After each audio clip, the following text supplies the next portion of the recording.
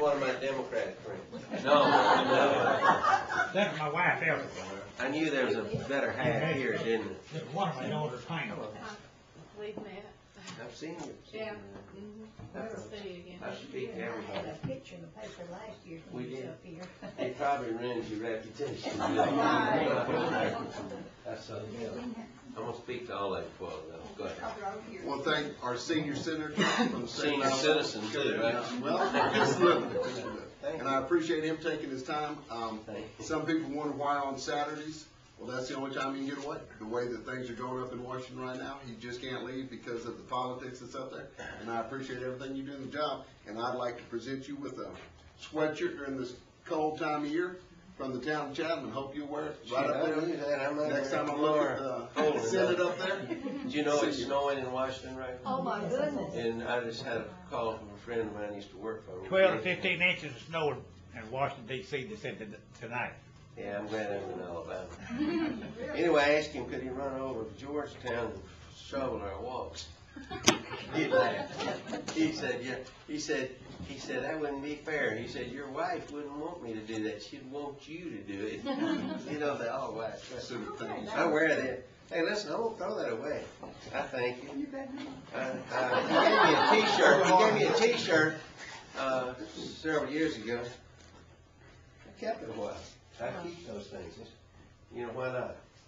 Thank you for coming out. I don't need that. I'll probably get into it in a minute. Can you?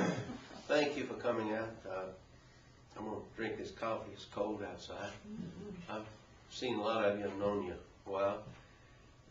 This is my first day of traveling the state. I started out at 7:30 this morning. I had a great crowd in Baldwin County.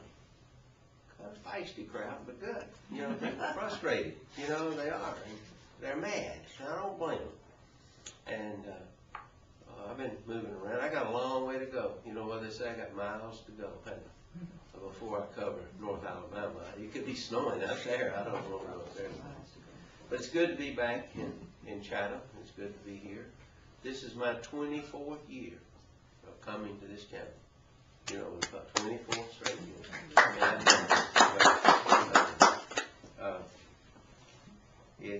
I've had over 1,500 meetings. I've still got energy. I don't know where it comes from. I guess my grandparents, you know, genes or something. But I've got a lot of energy. I try to work. My wife should have wanted me home all the time, you know that. And so I'm going to keep on going. I'm going to run. I'm running now, running hard for my 5th term. I'm getting to be a senior citizen and a senior member of the United States Senate. If I get reelected, I'll be the number 2 person on the Appropriations Committee. Great. I'd like to be number 1, but I have to wait my turn. The people behind me want me to get out of the way to make room for them. Y'all know how it works. But if I do this, it gives me a greater opportunity to serve the nation and serve our state, which we're part of the nation. And that's what I tell people. I don't mind looking at you and tell you that I'm interested in doing what's best for this nation. I don't want anything to say. I've been blessed. Family's been blessed. We've all been blessed. This has been a great country, and we shouldn't forget. I know my mother and daddy told me they went through the Depression, you know, and they went through a lot of stuff. And it wasn't that easy. And they told me, he said, you will do well if you go to school and you work hard and you're honest, you do all these things, you'll do well. And when I worked hard, I produced. You know, I did well. Well, when I studied, I made good grades. You ever done, you know, you've been there. Oh, yeah. All of us have. And I think my parents are gone now. But they wouldn't believe the road this nation's going down. Because they didn't look, my parents, you know, we're part of who we are. You know, and I'm part of who I am. And I got deep roots in this state. But my parents never taught me that the government's going to look after me. That the government was going to, but the government would protect us. The police would protect us. This, you know, that the first order of business of this country was what? The security of this nation. Because there is no nation. There's nothing. I believe that. Maybe I don't mean to, I'm not going to a civics lesson. I'm just telling you what, and that is a belief. But this country is down, and we talk about political rhetoric and everything, but this regime, Obama and the Democrats, this is the most ideologically left-wing driven government we've ever had. It'd make Roosevelt in the 30s look conservative. It'd make Jimmy Carter look conservative. It'd make Clinton look conservative. You believe that? Oh, yeah. You know? Because most of their people, a lot of their decisions are ideologically driven. You take health care. We have the best health care system in the world. Is it perfect? Goodness, no. You know, I got a great family. Are we perfect? Goodness, no. I'm talking about all my cousins and everything. Do we have our problems? Absolutely. But we don't destroy the family, do we? We don't destroy the best health care system. We could build on it. We could improve it. I know we could. We could do it in a bipartisan way. I can name 2 or 3 things we could do. But that's not what they want to do. They wanted to change it all. Control it and have the government. And then they'd tell you that they were going to save money. Anybody in this room believe that? I don't believe that, but let me tell you what happened. Oversimplification.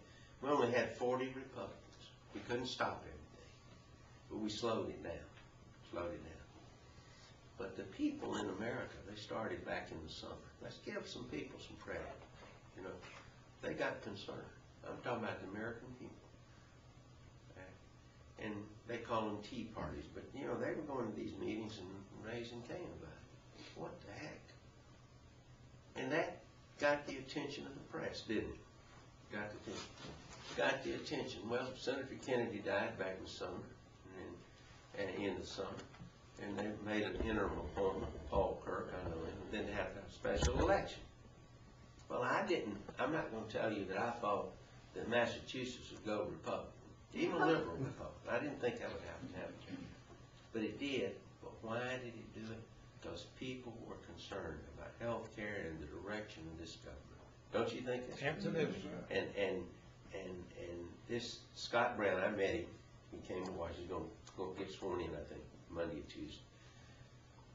People, he was carrying areas, working people's areas. People in Boston had been, in Massachusetts, have been traditionally independent or Democrats. They weren't voting for that Democrat. They were voting against Washington, weren't they? Isn't that what it did? They were sending a message to Washington. So we got 41 votes right now. Do you think that's a majority? No, that's a lot to stop things. You got to slow the train down before you can get on it and this guide it something.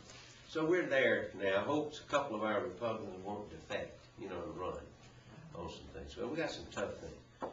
I wouldn't say health care is dead, it's short of breath, you know, and so forth. Because things you think are dead, and they put another name on the title, and they jump back up, and you'd say, God, I thought I killed that bill. And there it is again, up there. But we have a lot of other things. Let me tell you what I believe is the biggest threat to this country. And there are a lot of threats internally. It's us, all of us. The debt of this country. It is by far the economic underpinnings, the foundation of this country. My mother and dad had been dead a long time. They were frugal, hard-working folks. God knows. They wouldn't believe this country owes $14 trillion. And Chinese and the Japanese owned us. Chinese are going to own us. British own a part of us. Germans own a part of us. Chinese are going to own us all if we don't watch it. But sooner or later, they're going to buy our bonds. You think I'm kidding you? I've told this story earlier. There was something in the Wall Street Journal a week or so ago that PIMCO, a big bond company, you know, dealing in securities and so on, they recommended, and they got to recommend to their clients, you know. They recommend the German bond, which the Germans are strong, you know, their German bond over the American bond. You know, the likelihood of default, you know, the likelihood of payment. And you thought, my gosh. So we're going to go to $20 trillion. Before this administration's over with, we're going to owe about $20 trillion.